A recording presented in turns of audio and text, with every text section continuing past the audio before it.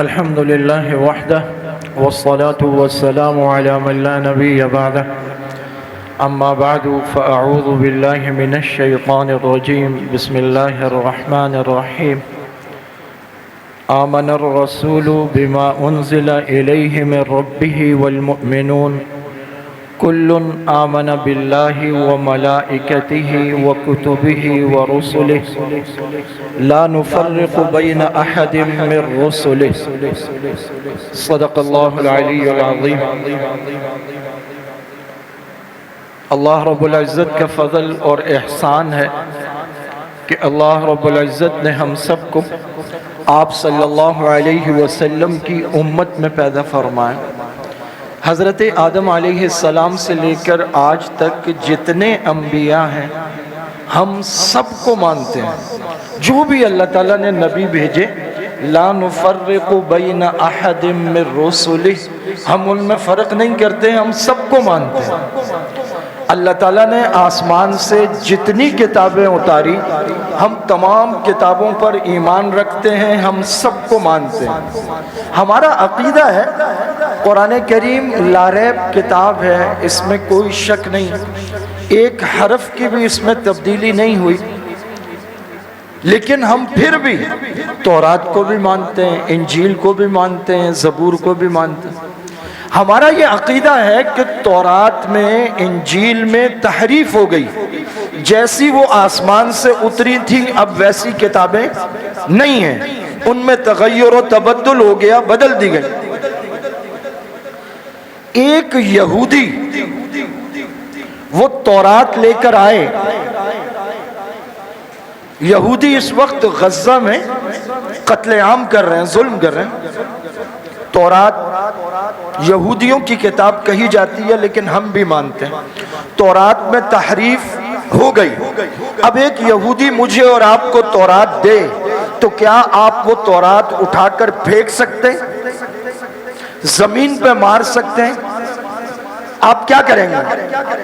میں اپنی بات کرتا ہوں، مجھے وہ دے کہ یہ تورات ہے، ایک عیسائی مجھے دے کہ یہ انجیل ہے، مجھے معلوم ہے اس میں تحریف ہو گئی، لیکن اس کے باوجود میں اسے دونوں ہاتھوں سے لوں گا، میں اسے ماتھے پہ لگاؤں گا، میں اسے چوموں گا، میں اسے سینے پہ لگاؤں گا، میں کہوں گا یہ تو حضرت موسیٰ کی کتاب ہے، یہ تو ہمارے حضرت موسیٰ کلیم اللہ کی کتاب ہے، یہ تو ہمارے حضرت عیسیٰ کی کتاب ہے، ہماری سر آنکھوں پر ہے۔ لیکن آپ نے کتنے مناظر دیکھے کہ مسلمان کے ہاتھ میں قرآن ہے، مسجد اقصیٰ کے صحن میں اسرائیلی فوجی اس کے ہاتھ سے قرآن چھینتے ہیں، زمین پر پھینکتے ہیں، نماز پڑھنے والوں کو ٹھڈے مارتے ہیں، بندوق کے بٹ مارتے ہیں۔ کوئی آسمانی کتاب کو ماننے والا کبھی کسی آسمانی کتاب کو پھینک نہیں سکتا، پٹک نہیں سکتا۔ کوئی آسمانی مذہب ماننے والا کبھی کسی عبادت کرنے والے کو، نماز پڑھنے والے کو نہ ٹھڈے مار سکتا ہے نہ بٹ مار سکتا ہے۔ اس سے آگے بڑھ کے ایک بات کہتا ہوں، ایک عالم شیخ الحدیث، ہمارے ہاں مدرسے میں شیخ الحدیث اسے کہتے ہیں جو بخاری شریف پڑھاتا ہو۔ ایک شیخ الحدیث اگر ایک یہودی کو قتل کر دے، کس کو قتل کرے؟ یہودی کو، اور قتل کرنے والا کون؟ شیخ الحدیث، تو کیا وہ بچ جائے گا؟ نہیں بچے گا۔ ایک یہودی کو ناحق کسی شیخ الحدیث نے قتل کر دیا، وہ بھی نہیں بچے گا۔ کیوں؟ بے شک وہ یہودی ہے، لیکن اس کی جان کا، اس کی مال کا، اس کی عزت کا، اس کے آبرو کا، ہر چیز کا تحفظ ہے۔ کسی کو یہ حق حاصل نہیں کہ وہ جان لے لے کسی یہودی کی۔ تو یہ جو دن رات عورتوں کو قتل کرتے ہیں، بچوں کو قتل کرتے ہیں، ڈاکٹروں کو قتل کرتے ہیں، صحافیوں کو قتل کرتے ہیں، جنہوں نے ہاسپٹل تباہ کیے، کلینک تباہ کیے، طبی عملے کو مارا، ایمبولینسز کو تباہ کیا، جنہوں نے پورا غزہ شہر دنیا کے سامنے کیمروں کے سامنے 2024 اور 25 میں ملبے کا ڈھیر بنا کر رکھ دیا. کیا ان کا انسانیت سے کوئی تعلق ہے؟ ان کا کسی آسمانی کتاب سے کوئی تعلق ہے؟ ان کا کسی مذہب سے کوئی تعلق ہے؟ آسمانی مذہب کے ماننے والے بچوں کو نہیں مارا کرتے، آسمانی کتابوں کے ماننے والے عورتوں پر حملے نہیں کیا کرتے، انسانیت سے تعلق رکھنے والے ہاسپٹلز کو، کلینک کو، ایمبولینسز کو، طبی عملے کو، ڈاکٹرز کو، صحافیوں کو قتل نہیں کیا کر سکتے. یہ وہ لوگ ہیں جن کا نہ آسمانی کتاب سے تعلق ہے، نہ آسمانی مذہب سے تعلق ہے، نہ کسی نبی سے کوئی تعلق ہے. ہم تو کائنات میں کسی نبی کا کوئی انکار نہیں کرتے.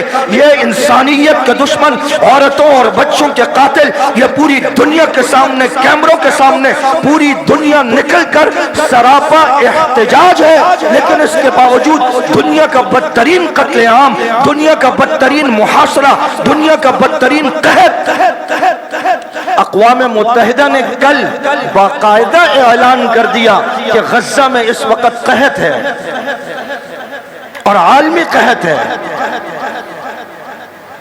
ہم تمام انبیاء کو مانتے ہیں، تمام آسمانی کتابوں کو مانتے ہیں.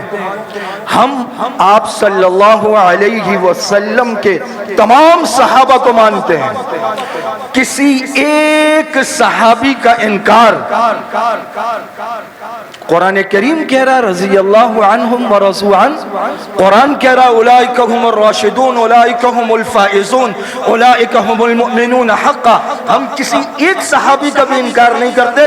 ہم سارے کے سارے اہل بیت کو مانتے ہیں، ہم تمام اولیاء اللہ کو مانتے ہیں. جس طرح یہودی بعض کو مانتے ہیں، یؤمنون ببعض الکتاب ویکفرون ببعض، بعض انبیاء کو مانتے ہیں، بعض کا انکار کرتے ہیں.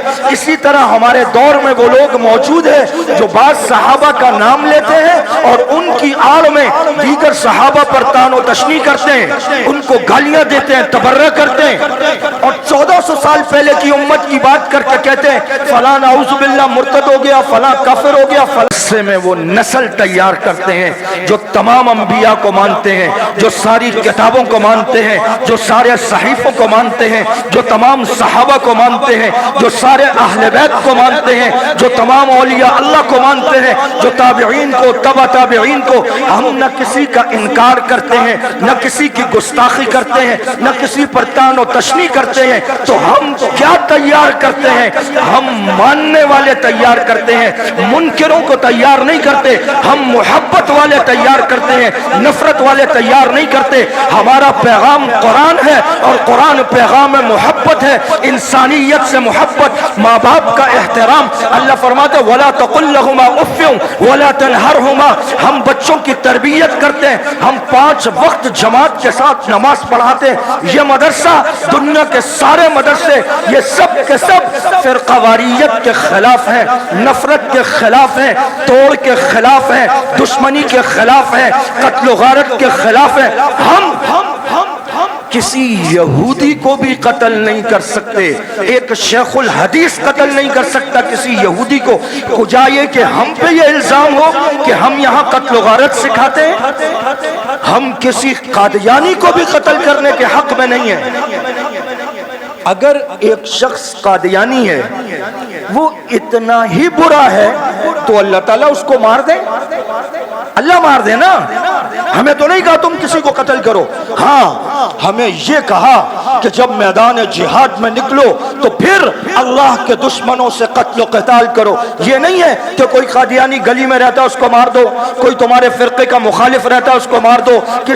ہم محبت سکھاتے ہیں، ہم جوڑ سکھاتے ہیں، ہم آپس میں مل جل کے رہنا سکھاتے ہیں. لیکن اس کے ساتھ ساتھ ہم اپنے بچوں کے ایمان اور عقیدے کا پورا تحفظ کرتے ہیں. ہم انہیں عقیدہ توحید سکھاتے ہیں، ہم انہیں ختم نبوت سکھاتے ہیں، ہم انہیں صحابہ سے محبت سکھاتے ہیں. ہم پورا کا پورا ایمان مفصل آمنت باللہ وملائکتہ وکتبہ ورسلہ والیوم الآخر والقدر خیرہ وشرہ من اللہ تعالی والبعث بعد الموت. یہ عقیدہ ایک دن اللہ کے حضور پیش ہونا ہے.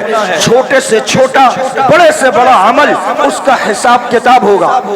فمن يعمل مثقال ذرة خيرا يرى ومن يعمل مثقال ذرة شرا يرى.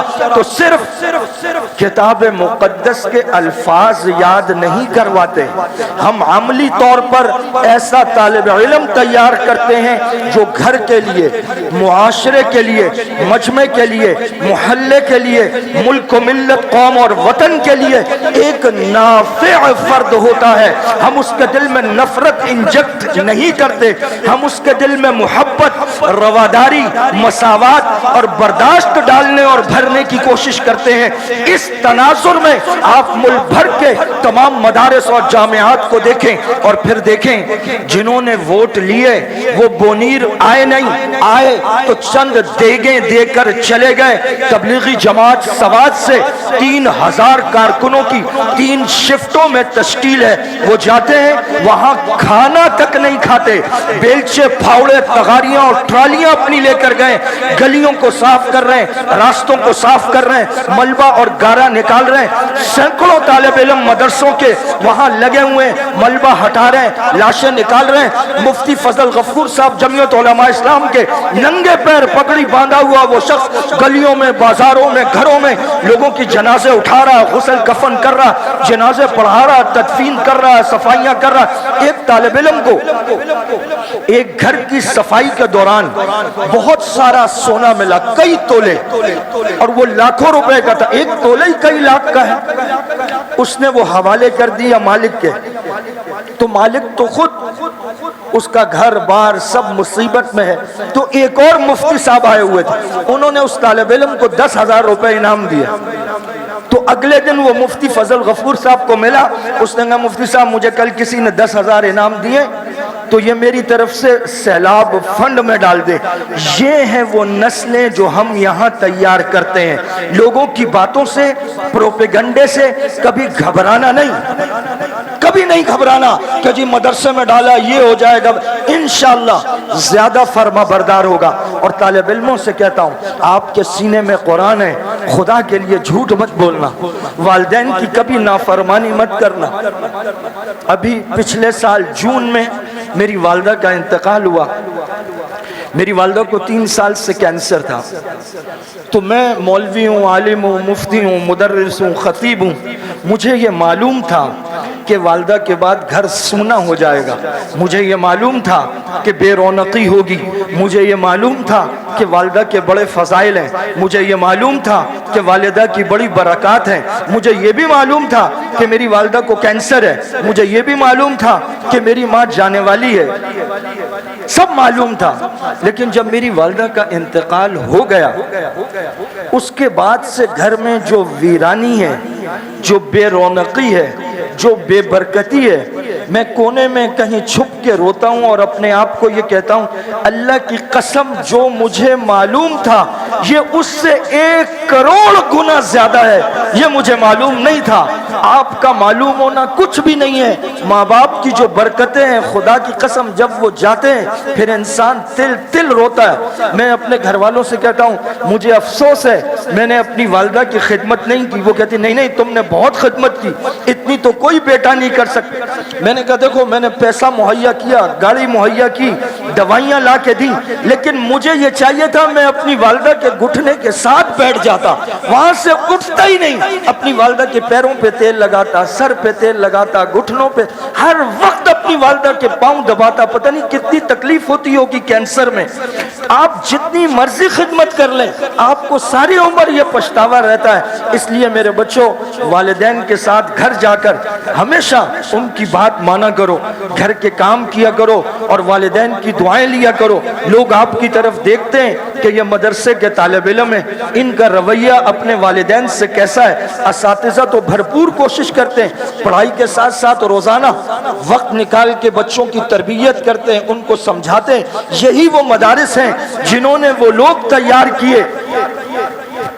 پاکستان سڑکوں میں پہلے نمبر پہ نہیں ہے، اسپتالوں میں پہلے نمبر پہ نہیں ہے، کرنسی میں پہلے نمبر پہ نہیں ہے، सिक्योरिटी में, अमन व अमान में पहले नंबर पे नहीं है, तरक्की में पहले नंबर पे नहीं है, कॉलेज यूनिवर्सिटीज में पहले नंबर पे नहीं है, लेकिन पूरी दुनिया में सबसे ज्यादा हाफिज कुरान पाकिस्तान में तैयार होते हैं, हर साल होते हैं। और उसका अवार्ड, फैसल अवार्ड, उस सरजमीन से मिला है जहां ये कुरान उतरा है।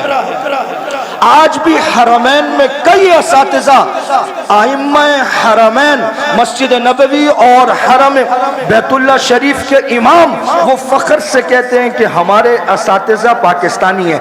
आज भी मस्जिद नबवी के अंदर कई लोग वो बैठ के कुरान पढ़ा रहे हैं, वो पाकिस्तानी हैं। आज भी हरम शरीफ बैतुल्ला में मोहम्मद मक्की हिजाजी साहब का दर्स होता है, सोशल मीडिया पर भी आता है, पाकिस्तानी है। आज कई उस्ताद बैतुल्ला शरीफ में बैठकर पढ़ा रहे हैं नीचे, वो पाकिस्तानी है। तो जो काम मौलवियों के सपुर्द किया, उस काम में पाकिस्तान पूरी दुनिया में एक नंबर है, और वो काम है कुरान का पढ़ना और पढ़ाना।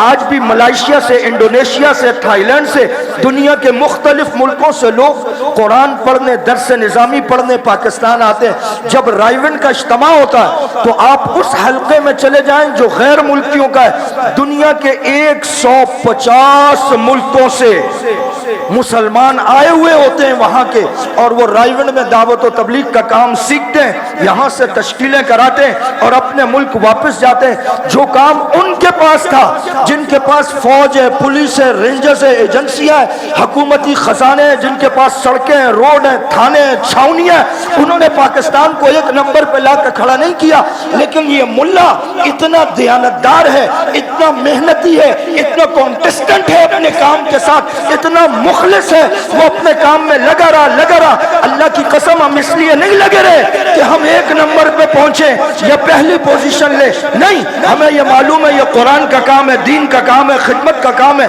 हमारे बड़ों ने हमें इस पे खड़ा किया, हम इस पे लगे रहे, अल्लाह ने हमें एक नंबर पे पहुंचा दिया। ये पाकिस्तान का एजाज है कि दुनिया में कुरानी तालीम में, दावत और तबलीग में, दर्स निज़ामी में, आलिम बनाने में, दीन की तालीम फैलाने में अल्लाह ताला ने पाकिस्तान को पहला नंबर दिया है। और ये मदरसों की बरकत से है। वो जो मदरसों के खिलाफ बोलते हैं, कोई उनसे पूछे तो सही, मदरसों जैसा किरदार पेश करो, ऐसी दियानत और ऐसी अमानत पेश करो, सब ये पेश करने से कासिर हैं। जब चांद का मुकाबला नहीं कर सकते, फिर चांद पर थूकने की कोशिश करते हैं, और थूक जो चांद पर फेंका जाए वो अपने ही मुंह पर वापस आता है। अल्लाह ताला इन मदारिस मसाजिद को तरक्की दे और सदा यूं ही चमकते दमकते रहें। वाखिर दावाना अनिल हम्दुलिल्लाहि रब्बिल आलमीन।